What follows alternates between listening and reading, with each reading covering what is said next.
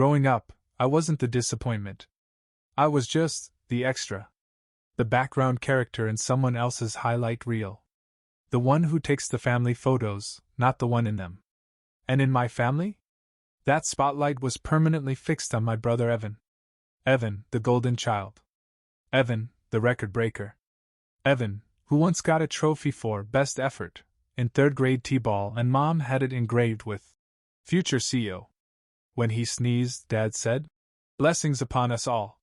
When I had the flu, they texted from downstairs, "Can you keep it down? We're watching a documentary." Okay, maybe that's dramatic.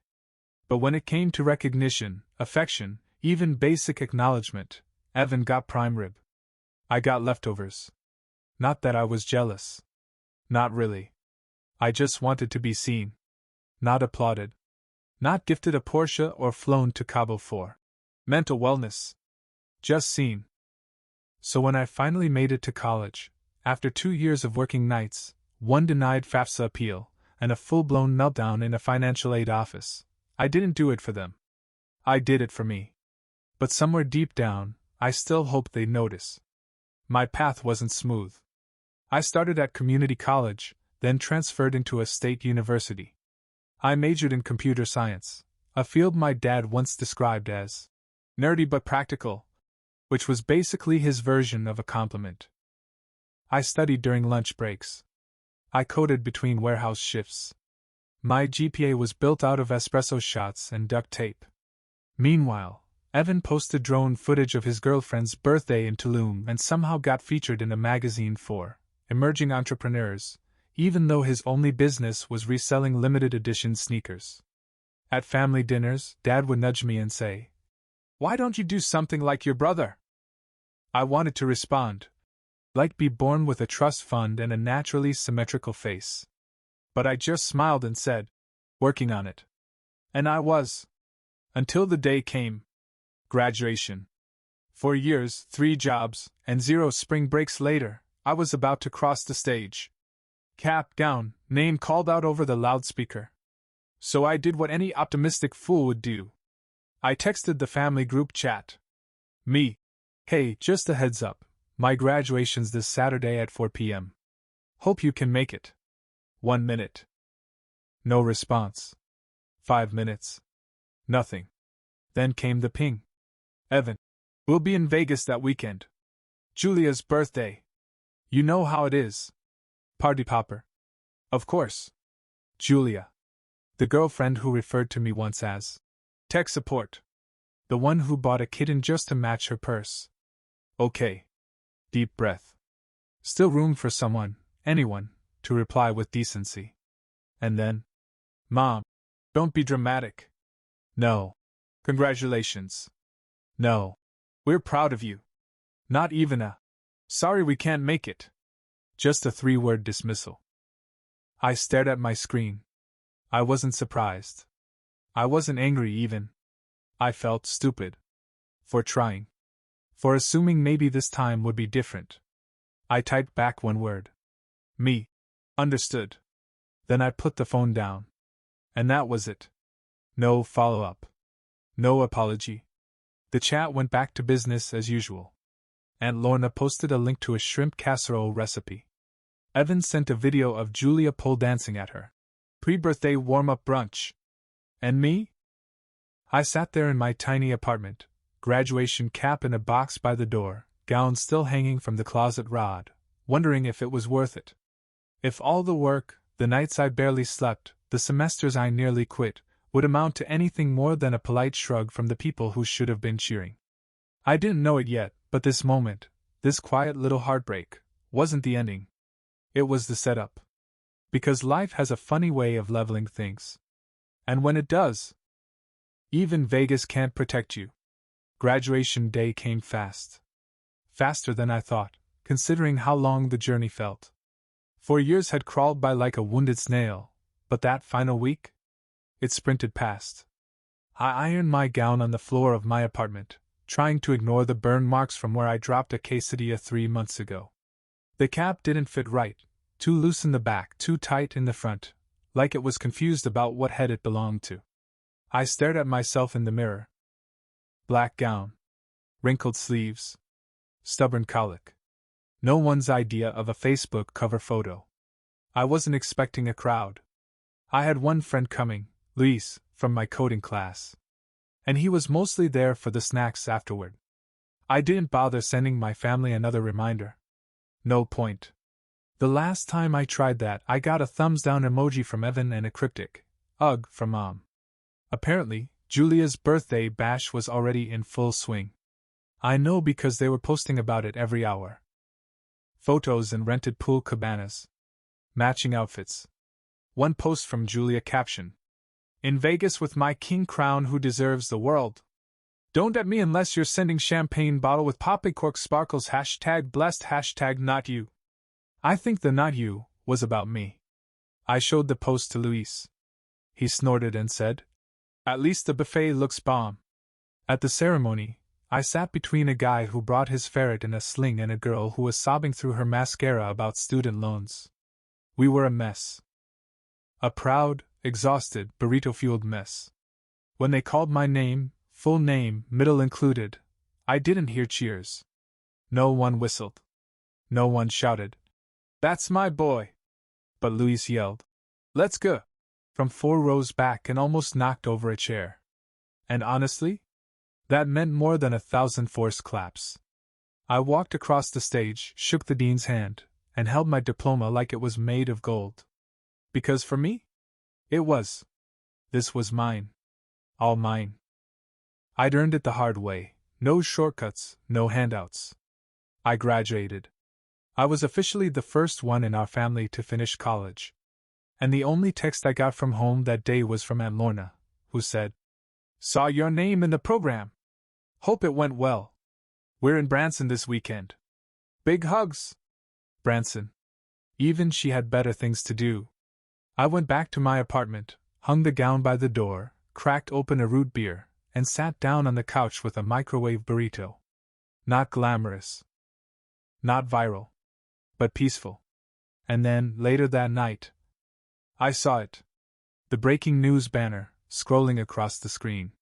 I was halfway through a nature documentary narrated by Morgan Freeman and dipping a stale tortilla chip into peanut butter when the program cut out. Breaking news.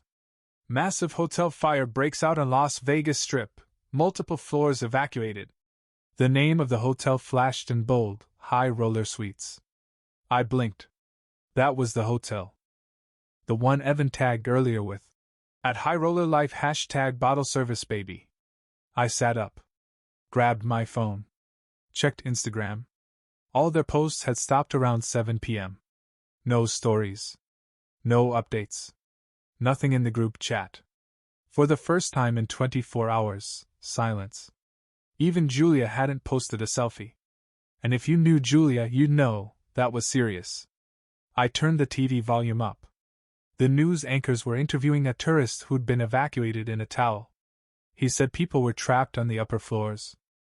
That smoke alarms didn't go off right away. That there was panic. My stomach dropped. I shouldn't have cared. They ditched me. They chose bottle service over my graduation. But I couldn't help it. I felt my fingers hovering over the family chat. Should I ask if they were okay? Should I pretend I didn't see it? Should I say, "Hope Vegas is everything you dreamed"? I didn't type anything. Because something in me shifted. For the first time in my life, they were the ones on the outside. And I was the one watching the story unfold. And I wasn't sure if I wanted to be the first one to care. By morning, my phone had exploded. Missed calls. Unread messages. Even a voicemail from Grandma, which was rare because she thinks voicemail is a scam invented by pranksters. I scrolled through the family group chat, the same one that couldn't spare a "congrats" the day before. Suddenly it was filled with frantic messages. "Mom, does anyone know where Evan is?" "Dad, he's not answering. Neither is Julia. They were at that hotel." "Aunt Lorna, they just said on the news that some guests had to be helicoptered off the roof." "Mom again. Is this real? Why would this happen now?" I almost laughed. Not because it was funny, it wasn't.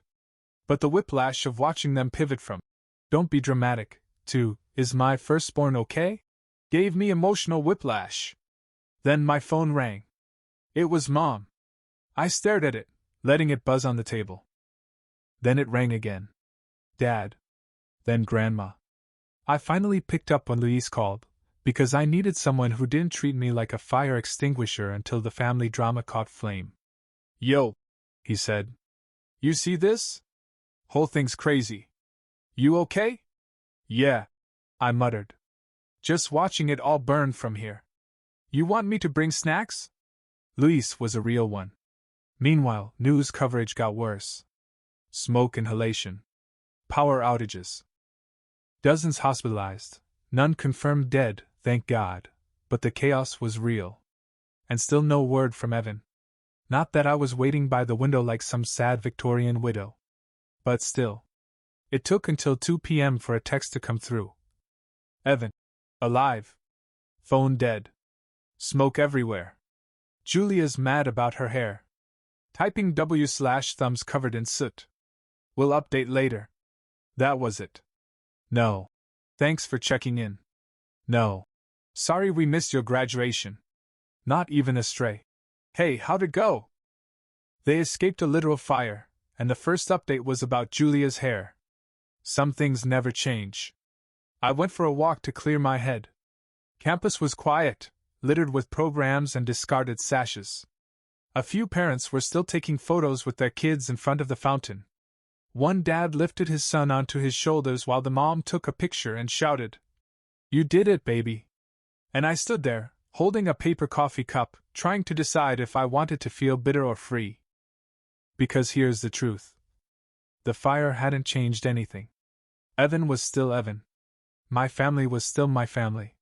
They had survived the flames, but they were never going to show up for me unless it was convenient. And yet, for once, I wasn't the one clinging to them. They were the ones trying to reach me. When I got home, I saw another text from Mom. Mom, can you call us? We're trying to figure things out. We might need help rebooking flights or finding chargers or something. Ah, yes. The classic. We ignored your biggest moment, but now we're in crisis, please come fix it. I didn't reply. I opened my laptop and started drafting my resume instead. I have a degree now. I have options. And maybe, just maybe, I was finally done waiting for them to show up. Because I had shown up. For myself. And I wasn't going to set myself on fire to keep people warm who never once lit a candle for me. They got back on Monday. No parade. No heartfelt speeches. No confetti made of regrets. Just more chaos. The family group chat turned into a flurry of updates, insurance issues, hotel complaints, a blurry photo of Julia holding a half-melted phone with the caption, "Still cute though, face blowing kiss fire." They never once mentioned my graduation. Not even a post-burn toast attempt like, "Hey, sorry we missed it, you know, fire and all." Instead, I got a message directly from Mom. "Mom, we're staying at Aunt Lorna's for a few days while everything gets sorted. You should come by. We need to talk." Need to talk. The 4 most exhausting words in the English language. I thought about ignoring it. I really did. But curiosity is a sneaky little thing. And part of me wondered, stupidly, if they were finally going to apologize. So I went. Aunt Lorna's place looked like Hobby Lobby had sneezed on it. Floral pillows, inspirational wall decals, and a doormat that read, "Why not?" I walked in and saw Evan first, shirtless, bandaged, sipping Gatorade like he'd just returned from war. Julia was next to him, taking selfies from a good angle, which apparently required standing on a chair and shouting, "Don't move, the lighting's perfect." Dad was pacing. Mom was rifling through a suitcase. When she saw me, she said, "There you are." Like I was late to something they hadn't invited me to. Then she sighed, gave me this tired smile, and said, "Well, you look healthy." Healthy. Not, "How was graduation?" Not, "We're proud of you." Not even, "Nice shirt." Just healthy. Cool. Then Evan, in all his bandaged, smoke-kissed glory, looked at me and went, "Yo, grad boy. You catch the ceremony on replay or whatever?" I blinked. I was the ceremony. He chuckled. Right, right. Then added, sorry we missed it. Vegas, man? Wild. Wild. That's what he called missing the biggest day of my life. That's what he called skipping it to pop champagne over Julia's neon cake shaped like a zodiac wheel. I sat down on the edge of the floral couch. Mom cleared her throat. Listen, we've had some time to think, and we realized things got a little. She searched for the word, like it was hiding behind the throw pillows. Unbalanced. Unbalanced? Like a minor budget hiccup. Like they forgot to split the restaurant bill evenly. Unbalanced? I said. You mean how Evans had 3 cars since high school, and I had to borrow Luis's bike for job interviews? Mom winced. We didn't mean to make you feel excluded. Right, I said. It just came naturally. Dad stepped in, raising his hands like he was diffusing a hostage situation. Let's not rehash old wounds. What matters is we're here now. We're trying. Julia, still perched like a decorative flamingo, chimed in with, you should be grateful. Evan almost died. Julia, I said. His hair got singed. That's not a near-death experience. That's karma for hairspray overuse. Even Evan chuckled at that. But Mom wasn't laughing. We just want to start fresh, she said. Maybe have a proper dinner. Celebrate your graduation. Catch up. I looked around. At Evan, scrolling through texts. At Julia, now applying lip gloss using the reflection from a silver spoon. At my parents, offering a patch job over years of rot. And I realized, they didn't come here to apologize. They came to reset the scoreboard. To pretend like we were all good. Like one dinner and a maybe cake would erase all the birthdays, events, and milestones they ghosted on. So I smiled. Sure, I said. Let's do dinner. Mom lit up. Really? Yeah, I said. Let me know when and where. Because I had a plan. And if they thought a dinner was enough to tie things up with a nice bow, well, they clearly hadn't learned a thing. Dinner was set for Saturday. Same day of the week as my graduation. Same 4 p.m. time slot. Poetic, right? Mom sent out an overly cheerful message to the family group chat. Mom, celebrating our graduation this weekend. Graduation cap dinner at Lorna's. Family time. Smiling face with hearts. Suddenly, everyone was replying like I'd been nominated for a Nobel Peace Prize. Aunt Lorna. So proud of our scholar. Uncle Rick. Save me a drumstick and some wisdom. Grandma. Will there be mashed potatoes? It was surreal. These were the same people who didn't even text congrats until smoke was pouring out of the high roller. Now they were all acting like they'd been in my corner since kindergarten. I arrived at Lorna's house 5 minutes early, not because I was excited, but because I wanted to watch how fake the room got when I walked in. Spoiler, pretty fake. Mom hugged me like I'd just returned from war. Dad clapped me on the back and said, There's our little graduate. Evan gave me a lazy salute and winked, like we shared some private joke. Julia didn't even look up. She was live streaming a tour of Aunt Lorna's kitchen for her followers.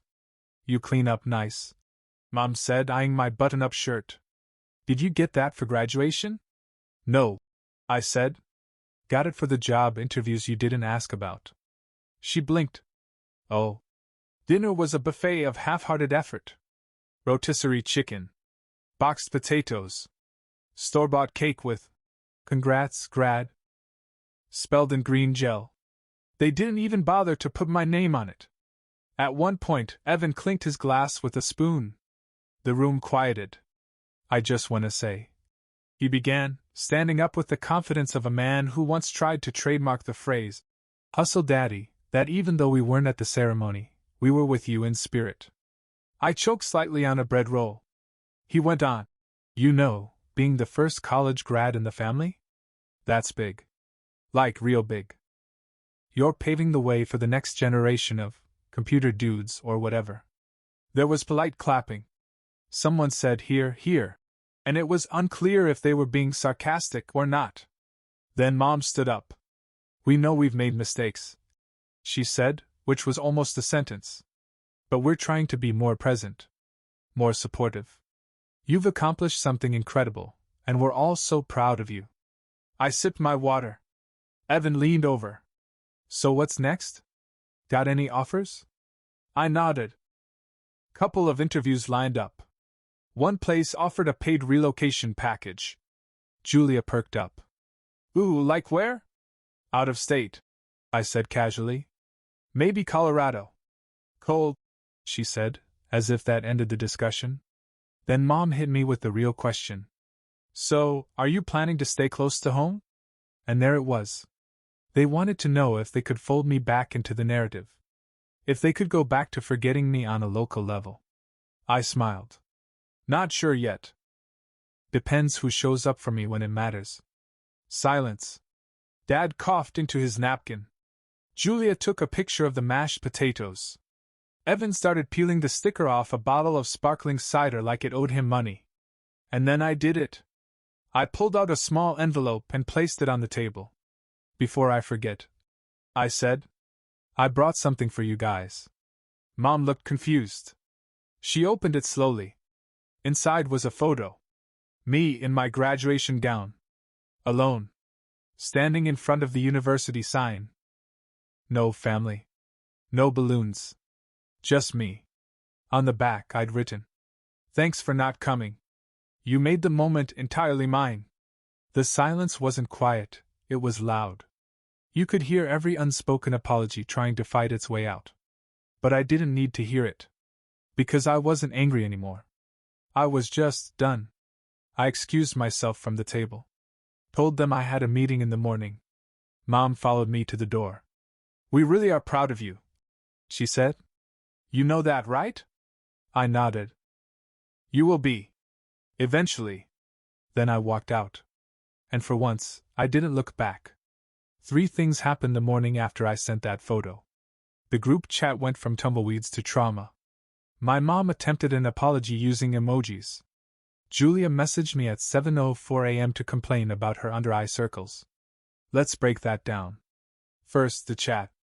Mom, we saw your picture on the university page. It's powerful. Can we talk? Dad, not sure what that message meant. We're here if you want to explain. Evan, yo, that pic's kinda savage. Viral energy. Respect. Julia, would you mind taking that pic down? I look exhausted, and it's not flattering. I didn't reply to any of them. Because for once, I was busy. I put on my most dramatic playlist, the kind with violins and betrayal energy, and went for a walk. The campus looked different now. Not because it changed, but because I had. The stage was gone. Confetti swept. Balloons deflated. But the memory was mine. And no one could airbrush their way into it now. I sat on the same bench I used to nap on between graveyard shifts and calculus. Funny how it used to feel like a pit stop. Now it felt like a throne. That's when I got the second surprise. Louise called. Breathless. Bro. You're famous. Unless I accidentally leaked national secrets, I doubt it. No, for real. The university reposted your photo. I pulled it up, expecting a tiny student repost or something buried in stories. Nope. Front page of the school's verified Instagram account. This is what resilience looks like. Congratulations to our grads who fought for every step. You did it. Over 1,000 likes. Comments like, I don't know this guy but I feel this. This made me cry at work. My son saw this and said maybe I can do it too. Meanwhile, my family hadn't said a word about the actual photo, only the fact that people saw it. Which brings us to the third surprise. Professor Henderson, yes, the one who once told me I lacked the instinct for real-world problem-solving, DMs me on LinkedIn. Saw the photo. If you're still looking for work, a friend of mine runs a startup in Denver. They're hiring. Want me to put in a word? I sat there with the biggest grin. I didn't need the word. But wow, did it feel good to be offered one. I typed back. Appreciate it. I'll think about it. Translation, now you see it, huh? That evening, while stirring a pot of aggressively budget ramen, I made my move. I dropped the link to the university's post into the family group chat. No caption. No explanation. Just the link. A single, elegant grenade. 10 seconds later. Mom, we saw this. We didn't realize you felt that way. Dad, you should have told us. Evan, you trying to do a podcast or what? 'Cause this got serious engagement. I sipped my instant broth like it was vintage wine. Let them stew. They wanted to rewrite history, pretend like they were part of the moment. But the whole world saw it wasn't true. And for once, their silence wasn't a footnote in my story. They were the side characters now. I didn't reply. Instead, I printed the photo and taped it to my bedroom wall, right next to my degree. The caption under it?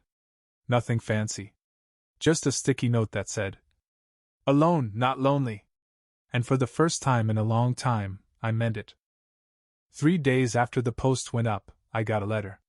An actual letter. In the mailbox. With a stamp and everything. At first, I thought it was a bill. Or jury duty. But then I saw the handwriting on the envelope, loopy cursive, the kind that looked like it belonged on a wedding invitation. It was from Grandma. Inside was a short note. Written in her flowery penmanship, with the occasional word underlined twice for no clear reason. Saw your picture on the university page. I'm sorry we weren't there. You've done something special. I hope you know I'm proud. Don't let the rest of us make you forget that. P.S. Your cousin Brandon failed community college again.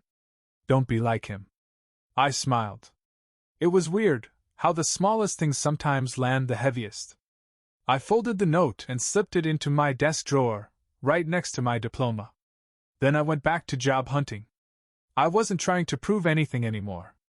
I was just looking for something that fit. A week passed. Then another. I started getting callbacks. Zoom interviews. Some went great. Some were awkward enough to haunt me forever. One recruiter asked me to name 3 weaknesses.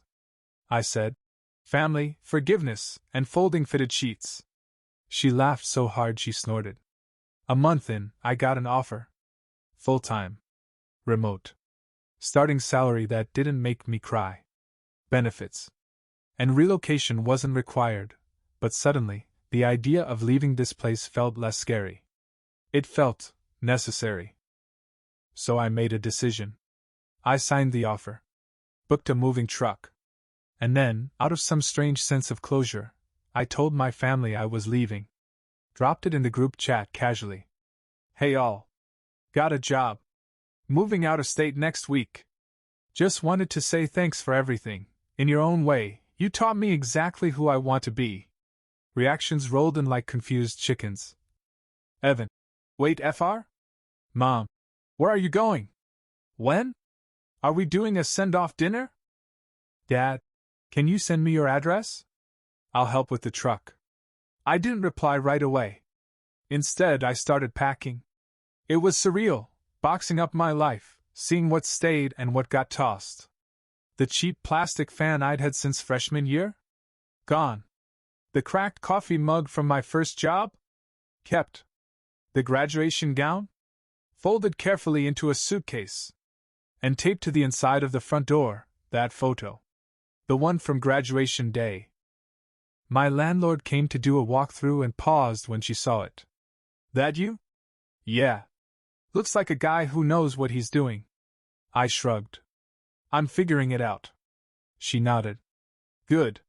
Don't let anyone make you smaller just because they can't see the size of you yet. Weirdly poetic for a woman who once screamed at raccoons in her bathrobe, but I appreciated it. Moving day arrived. Louise showed up to help, in flip-flops, obviously, and brought snacks instead of tape. By 3 p.m., we were done. U-Haul packed, apartment keys returned, snacks eaten. Before we pulled off, I sent one last message to the group chat. Thanks for the memories. I'll send a postcard, maybe. No location. No forwarding address. Just space. And it felt good. Not spiteful. Not dramatic. Just clean. I had been the background character long enough. And I was done being written into a story that never had space for me. I left at sunrise. Not to be poetic, I just didn't want anyone waving from the driveway like we were in a feel-good movie. We weren't. Louise showed up in flip-flops again, carrying gas station breakfast sandwiches and no emotional stability. "Think they'll chase you down the highway?" he asked, tossing me one. "If they do, I'm not stopping unless it's for gas or Grammy's cookies," I said. He helped load the last box into the truck and handed me a small gift bag. Inside was a mug. White. Plain. And in big black letters, "You don't need a toast to matter." I actually laughed. Hard. "That's your new office mug," he said. "With passive aggression built in." We did the bro hug thing. You know, one arm, 2 slaps on the back, no eye contact, and then he stepped back like I was being launched into orbit. "See you when I see you," he said. "Only if you bring tacos." And that was it. I started the engine. My degree was in the front seat next to me. The photo was taped to the dashboard. And behind me? Just a bunch of boxes and a town that never knew what I carried. I didn't send a goodbye message. Didn't drop my new address. Didn't write some dramatic post about closing chapters and finding myself. I just left. At a gas station 2 hours out, I stretched, bought the cheapest coffee on earth, and checked my phone one last time. There it was, a final message from Mom. "I know we got a lot wrong. But I do hope you'll come home sometime. You'll always have a place here." Funny. The only place they ever gave me was the one I carved out of nothing. I stared at it for a long minute. Not angry. Not moved. Just tired of pretending that any of it had ever been mine. Then I did what I guess you'd call petty. But to me, it was justice. I sent the same photo again. The one of me at graduation, alone, tired, proud. This time, I added a new caption. This was my home. Until I built one of my own. No emoji. No extra text. Just clarity. I powered down my phone. Turned up the music, old playlist, but the bass felt better now. And I drove. Through flatlands, then hills. Through the kind of silence that doesn't echo sadness, just peace. No more waiting for invitations that never came. No more showing up to events where I was the extra chair. No more pretending their crumbs were a feast. This road? This moment? It was mine. And they could scroll all they wanted.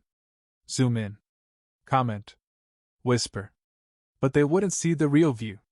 Because the best part was finally being somewhere they couldn't reach me.